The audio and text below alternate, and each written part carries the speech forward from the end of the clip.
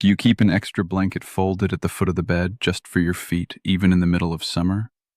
I did, for almost 3 years. My wife used to laugh about it, gently. "It's 90 degrees outside, Robert."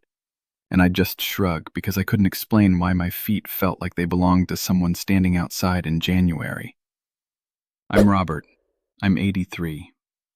These days, that blanket's been folded away in a closet for years, and I want to tell you what changed, because it wasn't complicated and it wasn't expensive. For a long time, I assumed cold feet were just circulation slowing down, the way everything slows down when you get older. Nobody corrected that assumption, so I carried it around for years, treating it like a life sentence instead of a mechanism. Here's what I eventually learned, and I wish someone had told me sooner. Years of elevated blood sugar don't just affect the big, obvious things like your eyes or your kidneys. They affect the lining of your smallest blood vessels, the endothelium, the thin inner layer that controls how well those vessels open up and let blood through. When that lining is under constant stress from high glucose, your smallest vessels, the ones running all the way down into your toes, don't dilate the way they should. Less blood gets where it needs to go. That's a big part of why the feet, being the farthest point from the heart, are so often the first place a person notices the cold. That's not just getting older. That's a specific physical mechanism with a name. Your doctor knows this mechanism exists, I promise you. It's covered in every textbook on diabetic complications. What he doesn't have is the 10 extra minutes in your appointment to walk you through it and hand you a daily plan for supporting it. That's not a conspiracy. That's the math of modern medicine. Too many patients, too little time, and teaching gets left on the floor. I chop wood for my own fireplace every fall, split it myself, stack it myself. Nobody does that for me. At 83, being able to still do that kind of work tells me more than any lab report does. I want to tell you about Philomena Holt. 68 years old, retired school librarian out of Spokane, Washington. Philomena wrote that her feet had been cold since before I even knew I was diabetic.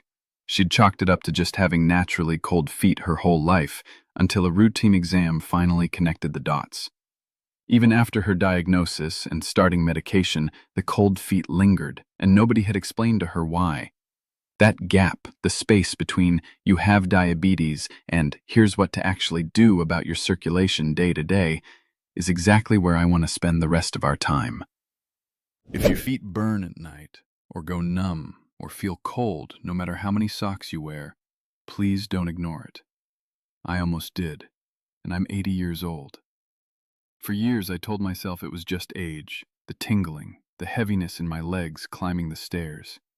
But it wasn't age. It was my blood sugar quietly damaging the nerves and the circulation in my legs, and almost nobody warned me in time.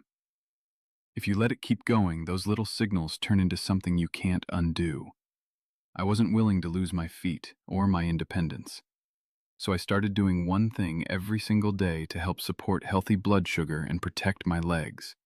I'll show you exactly what in this video.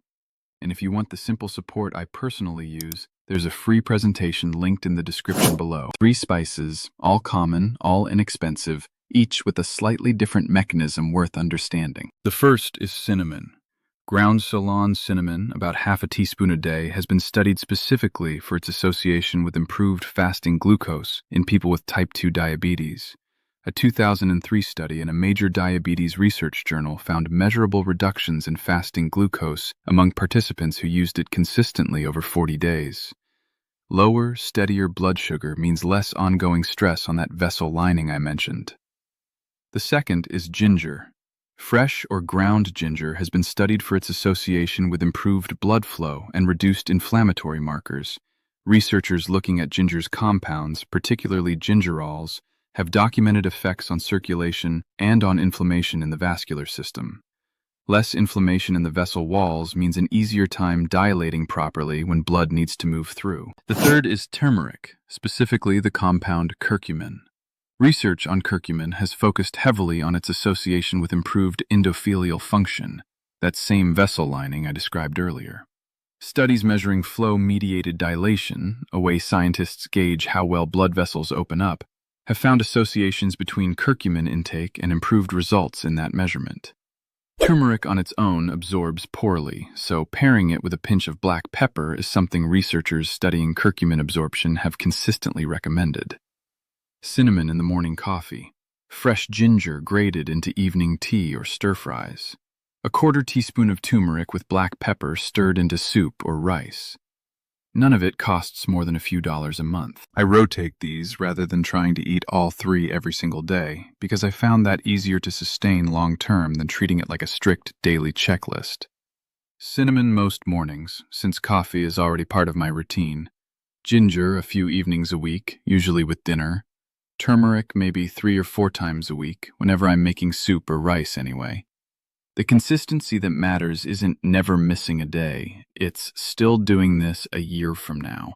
And for me, a flexible rotation made that far more likely than a rigid rule I'd eventually abandon out of sheer fatigue. I'll also say plainly that none of these 3 spices work like a switch you flip. The changes were gradual enough that I almost missed them. I didn't wake up one morning with warm feet. It was more like noticing, weeks in, that I'd stopped thinking about the blanket at the foot of the bed entirely, because I hadn't reached for it in some time. But I want to be straightforward with you. 3 spices sprinkled into your food is not by itself a complete answer. And if I let you believe that, I'd be doing you a disservice. The spices work best as part of a small daily system. Alongside them, I walk for 10 minutes after dinner. Muscle contraction in the legs helps push blood back up toward the heart through what's sometimes called the calf muscle pump, a well-documented piece of basic circulatory physiology. And I keep my feet elevated on a low stool for 15 minutes in the evening, which simply gives gravity a hand in getting blood moving the direction it's supposed to go. 3 spices, a 10-minute walk, 15 minutes with your feet up. That's the whole system. Nothing exotic, nothing expensive. My feet haven't needed that extra blanket in years now. I go barefoot on the kitchen tile in the evening just because I can feel it properly again, and that alone still feels like something worth being grateful for. Philomena told our group that after several weeks of building a similar routine into her days, alongside her medication and her doctor's ongoing care, she noticed her feet staying warm through most evenings for the first time in years. I share her experience as one woman's story, not a promise for every reader. Everyone's circulation history is different, and nothing here replaces what your own doctor has you doing. I think often about the people my age who've quietly given up expecting their feet to ever feel normal again, and the ones who kept paying attention, kept trying small, unglamorous things, and found that some of it actually worked. The difference usually isn't dramatic. It's a handful of minutes a day, spent on purpose. Philomena told me something that I think about often. She said the hardest part wasn't the spices or the walk or the 15 minutes with her feet up. It was believing, after so many years of cold feet feeling permanent, that trying again was even worth the effort. She almost didn't bother, she said, because she'd tried so many small things before that hadn't made a difference. What finally convinced her to give this particular routine a real month wasn't hope exactly. It was understanding, for the first time, why her feet were cold in the first place. Once the mechanism made sense to her, the routine stopped feeling like another guess and started feeling like something worth actually finishing. I also want to mention a detail people sometimes skip past. None of these spices interact meaningfully with common diabetes medications for most people. But most people isn't everyone. And if you're on blood thinners specifically, ginger and turmeric in particular are worth a quick conversation with your pharmacist or doctor before you make them a daily habit, simply because of how they can affect blood clotting in some individuals. That's not meant to scare you away from trying this. It's meant to make sure you try it safely, which is the whole point of doing this alongside your doctor rather than instead of them. Please don't stop or change any medication because of what I've shared.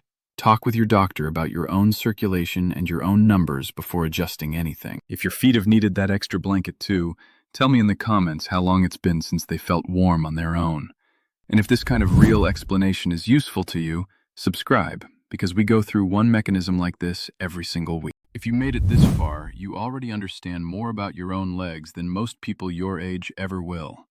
That matters. You know now that the burning, the numbness, the cold feet, they trace back to one thing: blood sugar slowly working against your nerves and circulation. And you know the goal isn't a miracle. It's protecting your ability to stand, to walk, to stay independent. That's why, alongside everything I showed you today, I use a simple daily support to help keep my blood sugar in a healthy range, so my legs keep carrying me where I want to go.